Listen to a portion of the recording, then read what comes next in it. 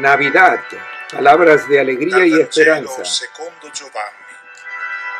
Misa del día, Evangelio según San Juan y el comentario del Padre Fernando Armelini. Una feliz Navidad para todos.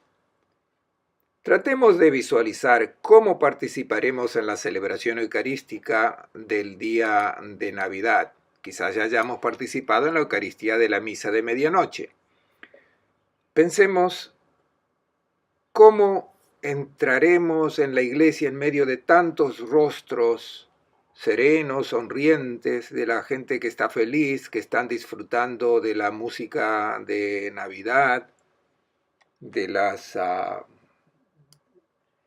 luces, los regalos que hemos recibido y luego porque nos estamos preparando para la celebración. Y ahora entramos en la iglesia y nos preparamos para escuchar el Evangelio del nacimiento de Jesús.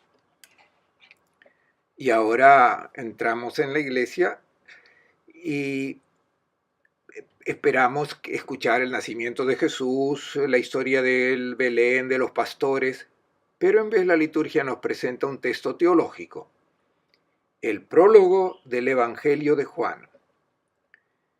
Es un texto donde se nos presenta un mensaje extraordinario, un mensaje inaudito, lo que el Hijo de María vino a comunicarnos. ¿Y qué mensaje nos vino a dar? En Navidad nos viene a decir que nuestra existencia, que es débil, frágil, destinada a la muerte, está envuelta en una relación de amor indisoluble con el Dios inmortal.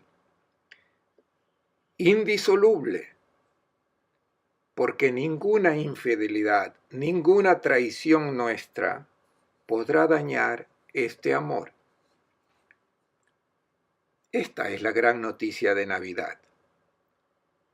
Y en el prólogo de su Evangelio, Juan nos narra la historia de este increíble entramado de amor entre Dios y la humanidad. Escuchemos cómo comienza el prólogo. Al principio existía la palabra, y la palabra estaba junto a Dios, y la palabra era Dios. Ella existía al principio junto a Dios. Todo existió por medio de ella, y sin ella nada existió de cuanto existe. En ella estaba la vida, y la vida era la luz de los hombres. La luz que existía, estaba en medio de brilló en las tinieblas, y las tinieblas no la comprendieron. El prólogo fue elegido como texto evangélico para la misa del día de Navidad. Comienza con un título extraño, atribuido a Jesús, a este niño que acaba de nacer. En latín, verbo. Comienza con y este título aparece solamente en Juan. Lo encontramos en la primera carta de Juan y una sola vez en el Apocalipsis. Nosotros estamos más acostumbrados a sentirlo llamar a Jesús Cristo, Mesías, Señor, Salvador, pero en vez aquí se lo llama verbo. Es la traducción del término griego logos, que es lo que el evangelista utiliza. Logos significa palabra, como en nuestra traducción que escucharon antes. ¿Por qué a ese niño se lo llama palabra? Sabemos que es la palabra. Es la forma como nos comunicamos. ¿Por qué a ese niño se le llama palabra? Sabemos que queremos entrar en comunicación con una persona. Tenemos algo que decirle, algo interesante. En Navidad nos ha llegado del cielo esta palabra. Pongamos un ejemplo muy sencillo. Tratemos de imaginar la emoción de una chica que ha cubierto las paredes de su habitación con la foto del cantante de moda de quien está enamorada. En cierto momento siente sonar el teléfono y reconoce su voz. Es él que la llama, él que quiere entrar en comunicación con ella, quiere encontrarse con ella. En ese momento ella se pregunta, ¿es cierto o estoy soñando? ¿No será una broma de alguna amiga?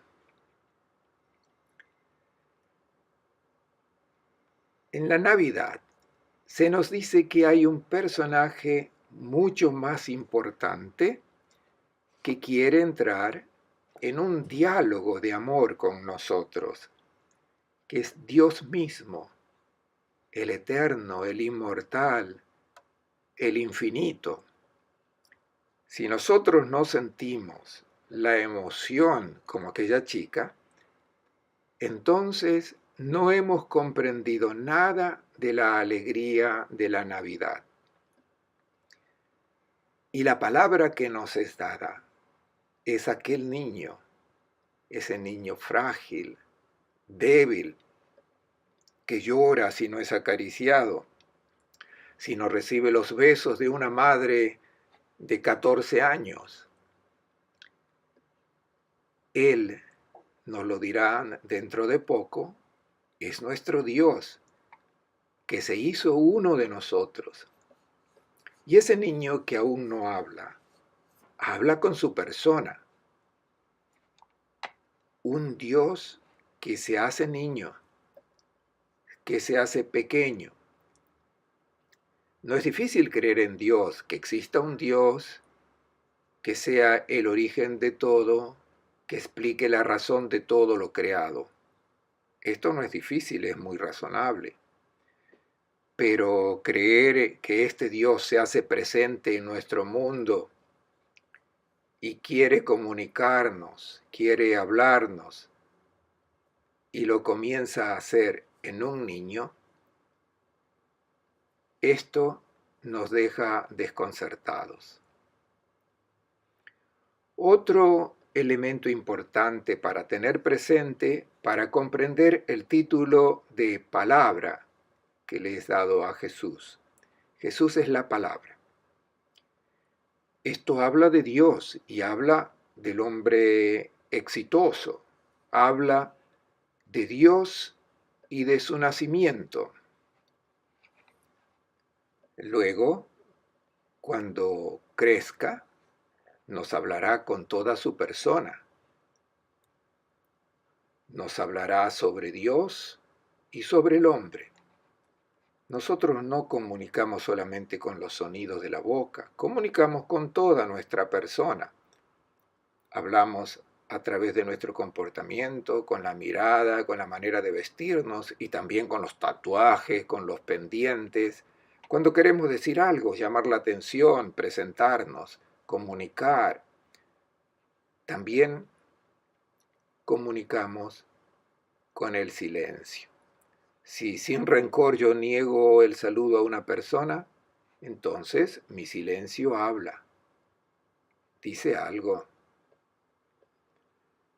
Todo lo referente a ese niño comienza ya a hablarnos. Es palabra. Luego, cuando crezca, tendrá muchas cosas que decirnos sobre el Padre del Cielo y sobre el hombre. Mientras tanto tengamos presente esta verdad importante. Ese niño es la palabra que Dios ofrece a la humanidad. Desde el prólogo de su Evangelio, dice Juan, que ese niño es la luz que brilló en las tinieblas y en que estaba envuelta la humanidad. La tiniebla impide ver el rostro de las personas, hacen confundir las personas con las cosas, con los seres inferiores. Y las tinieblas han envuelto al mundo antes de la llegada de este niño. Se confundía a la gente con las cosas. se podía enfrentar y comparar el comportamiento de la gente con las actitudes y comportamientos que se tienen con las cosas o con los animales. Lo dirá incluso Jesús en el Evangelio, que el hombre vale menos que una oveja. Estas son las tinieblas que no dejan ver el rostro del hombre, no dejan reconocer la dignidad del ser humano. Esta luz comienza a llegar en Navidad y disolverá estas tinieblas que envuelve a gran parte del mundo. Las tinieblas existen también en la mente y pueden ofuscar el rostro de Dios y hacerlo ver como un patrón severo, como un legislador que ofende si no se le obedece, como un justiciero. Ese niño es la palabra, la luz que disipa todas las tinieblas, y las tinieblas no podrán opacar esta luz. En este punto del prólogo, el evangelista lo interrumpe e introduce un personaje, el Bautista. Escuchemos cómo lo presenta. Apareció un hombre enviado por Dios, llamado Juan, que vino como testigo para dar testimonio de la luz, de modo que todos creyeran por medio de él. Él no era la luz, sino un testigo de la luz. Si una persona se siente envuelta en un haz de luz, se convierte en luminosa. De hecho, nosotros no vemos la luz, sino vemos las cosas, los objetos iluminados. Jesús se lo dirá a sus discípulos: ustedes deben ser la luz del mundo, y lo serán no brillando con su propia luz, sino iluminados por mi luz. Ustedes mismos se convertirán en surgentes de luz si se dejan iluminar por mi luz. Y no deben luchar contra las tinieblas. Bastará que sus vidas sean luminosas, espléndidas, y a través de ustedes mi luz brillará. Es así como se da testimonio de la existencia de la luz. Cuando uno se hace transparente porque se ha dejado iluminar por la luz de Cristo, y el Bautista ha sido iluminado por la luz del Verbo de Dios que ha venido al mundo, a tal punto iluminado que su rostro estaba tan brillante que algunos han pensado incluso que fuera él la luz. El Bautista aclaró inmediatamente este equívoco y dijo: yo no soy el Mesías. Él no era la luz, él era un reflejo de la luz verdadera, de la luz auténtica, genuina que ha venido al mundo. Él es el testigo de la luz. El testigo no es el que habla, es sentido decir, el que narra novedades que leyó en el periódico o en los libros. El testigo es el que ha estado presente en un hecho, que ha visto, que ha estado envuelto en lo que ha sucedido. El Bautista es presentado como testigo de la luz del verbo, de la palabra, porque si él es iluminado por la luz, la existencia de esta luz nueva que ha venido al mundo es innegable. Es la luz del cielo, y este testimonio del Bautista es innegable. Después de esta inserción con el Bautista, el prólogo continúa y retoma el tema de la luz verdadera. El Bautista no era la luz, llegaba al mundo la luz genuina, auténtica. Escuchemos el relato del prólogo.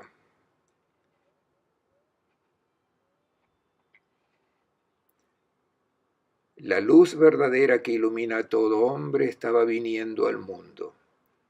En el mundo estaba, el mundo existió por ella, y el mundo no la reconoció. Vino a los suyos, y los suyos no la recibieron. Pero a los que la recibieron, a los que creen en ella, los hizo capaces de ser hijos de Dios. Ellos no han nacido de la sangre ni del deseo de la carne, ni del deseo del hombre, sino que fueron engendrados por Dios.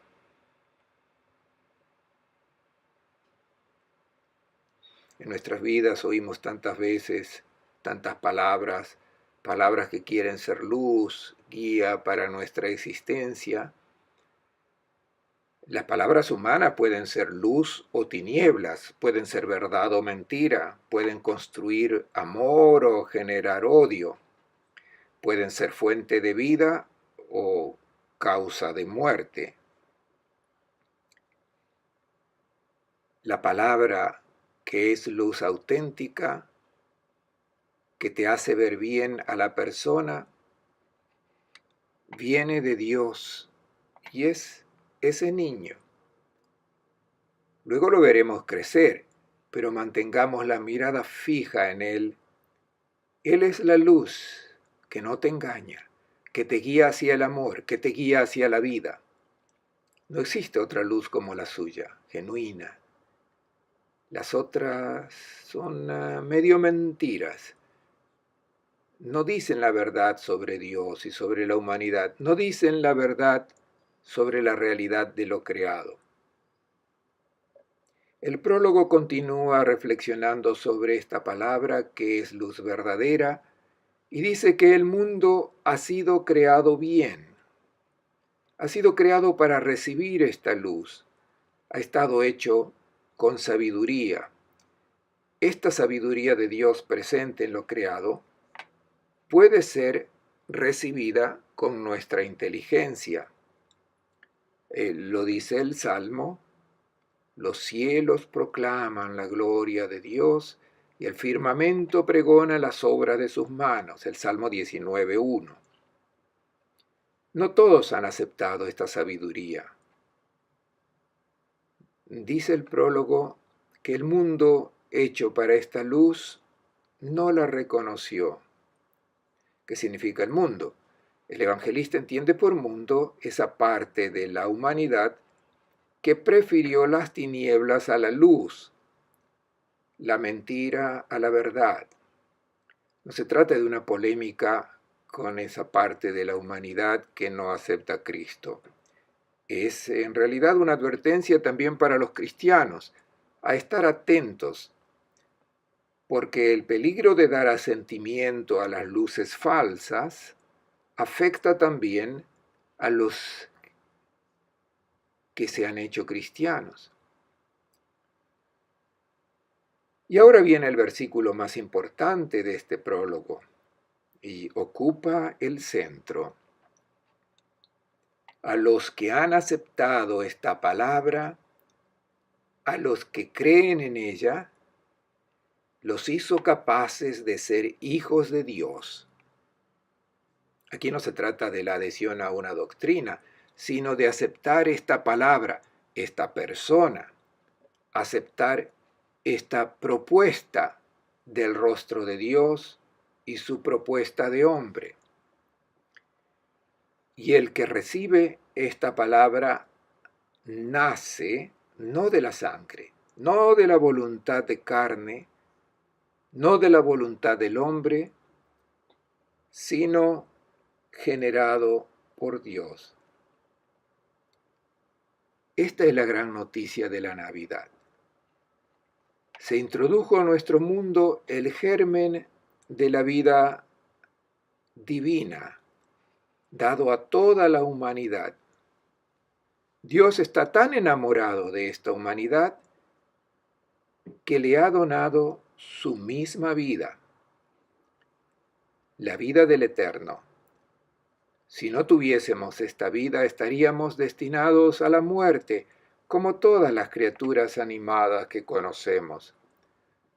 Solamente al hombre autoconsciente, capaz de entrar en diálogo con Dios, de responder a su propuesta de amor, se le puede dar esta vida.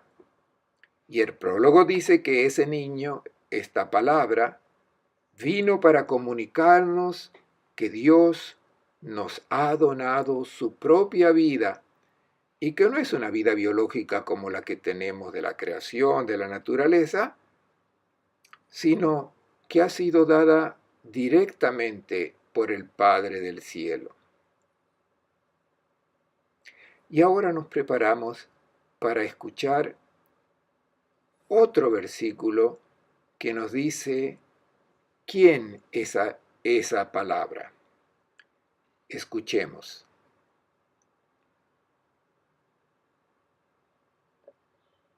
La palabra se hizo carne y habitó entre nosotros. Y nosotros hemos contemplado su gloria, gloria que recibe del Padre como Hijo único, lleno de gracia y verdad.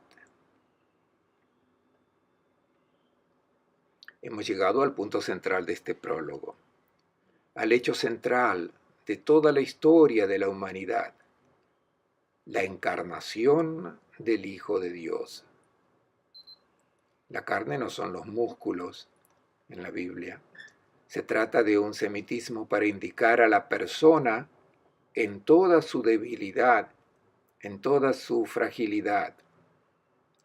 La persona que es mortal. La palabra, el verbo, no se ha revestido de músculo, no es que tenga apariencia humana. No endorsa nuestra carne como si fuese una vestimenta. Se hace carne, se hace hombre, se hace mortal. Toda fragilidad, toda debilidad y límite, y el ser para la muerte, es que se hace uno de nosotros. Y es a través de esta carne que este Dios que se hizo uno de nosotros, que nosotros en Él podemos ver la gloria del Padre. Y hay que decirlo inmediatamente. Esta verdad es muy difícil de aceptar. Como decía antes, creer en la existencia de Dios no es difícil. Lo difícil es aceptar que este Dios se haga presente en aquel niño. Si hay algo en la fe cristiana que parezca chocar contra el pensamiento humano, es precisamente este misterio de la encarnación. Es impensable que un Dios infinitamente grande se manifieste en una naturaleza mortal, débil como la nuestra. Quizás sea bueno dejar salir esos interrogantes y no preocuparnos por ello, porque si no ponemos estos interrogantes, quiere decir que no hemos comprendido esta grandeza del amor de Dios.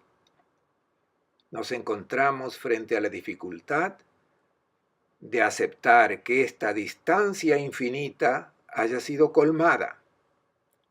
El eterno que se hace mortal, el invisible se hace visible, el omnipotente se hace frágil, que tiene necesidad de las caricias de una madre, que tiene necesidad de nuestro amor. Esto es muy difícil de aceptar. Es mucho más fácil aceptar un Dios que está en el cielo, que da sus leyes, que es juez, es un Dios más racional, más conforme a nuestros racionamientos. Pero un Dios que se hace niño para hablarnos es muy difícil de aceptar. Habitó entre nosotros. ¿Cómo entender que Dios se haya hecho uno de nosotros? Y existe una sola respuesta. Un Dios de amor infinito. Solamente el amor infinito de Dios puede cubrir esta distancia. Y digamos también que porque Dios es amor infinito, se hace razonable que Él haya colmado esta distancia y haya venido a hacerse uno de nosotros para mostrarse, para hacerse ver. Y bueno, y digamos también precisamente porque es amor infinito, debía llegar a esta opción, porque más allá no se puede ir. Y digamos también no solamente se hizo uno de nosotros, sino que ha optado por ser siervo del hombre, de lavar los pies de los hombres. Y luego se abajó aún más, se ha hecho esclavo de todos y ha donado toda su vida hasta morir en la cruz. Más allá no se puede ir. La demostración de que su amor por nosotros es infinito. Esto es lo que hace creíble esta encarnación, la infinitud del amor de Dios. Y porque nuestros razonamientos no pueden llegar allí, se hace creíble el amor infinito. Esta es la única razón que nos puede convencer para acoger esta verdad.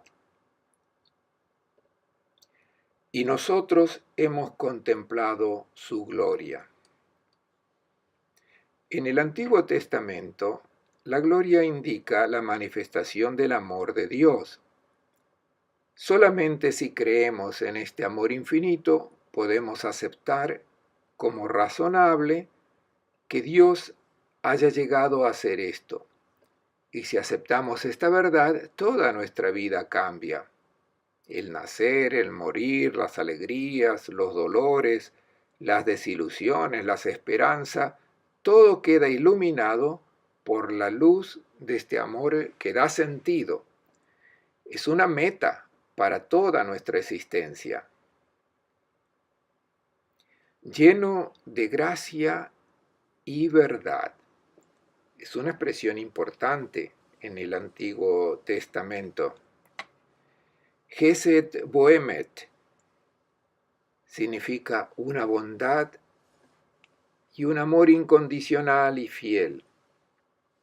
Esto es lo que Dios nos viene a decir en este niño, que su amor es incondicional más allá de cualquiera de nuestras infidelidades o traiciones. Nada de esto afectará al amor de Dios. Escuchemos cómo continúa el prólogo. Juan grita dando testimonio de él. Este es aquel del que yo decía, el que viene detrás de mí es más importante que yo, porque existía antes que yo. De su plenitud hemos recibido todos, gracia tras gracia, porque la ley se promulgó por medio de Moisés, pero la gracia y la verdad se realizaron por Jesús el Mesías. Nadie ha visto jamás a Dios, el Hijo único, Dios que estaba al lado del Padre.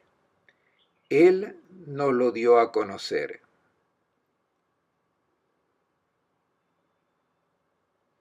A Dios nadie lo ha visto, no lo vio Abraham, no lo vio Moisés, no lo han visto los patriarcas, porque los ojos materiales no pueden ver a Dios, no pueden ver lo invisible. Pero los que han caminado con Jesús de Nazaret a lo largo de los caminos de Palestina han podido ver a Dios, lo han tocado, lo han escuchado porque se hizo visible en nuestra carne. Tenemos un texto al comienzo de la carta de Juan, donde se presenta la emoción de Juan, hijo de Zebedeo, que hizo esta experiencia de tocar, de ver al Verbo de la vida, que se hizo uno de nosotros. Lo escuchamos juntos a este texto. Lo existía desde el principio, lo que hemos oído, lo que hemos visto con nuestros ojos, lo que hemos contemplado y han palpado nuestras manos, es lo que les anunciamos, la palabra de vida. La vida se manifestó, la vimos, damos testimonio y les anunciamos la vida eterna que estaba junto al Padre y se nos manifestó. Lo que vimos y oímos, se lo anunciamos también a ustedes, para que la alegría de ustedes sea completa. 1 Juan 1, 1, 4. Esta es la gran noticia que se nos da en Navidad, y también nosotros hoy podemos hacer esta experiencia de ver ese rostro invisible de Dios. Lo podemos contemplar en el Evangelio que nos presenta al Verbo, a la palabra de Dios, que se hizo uno de nosotros. Lo podemos contemplar y viéndolo a Él, vemos al Padre, ese Dios a quien nadie puede ver. Les deseo a todos una hermosa fiesta de Navidad.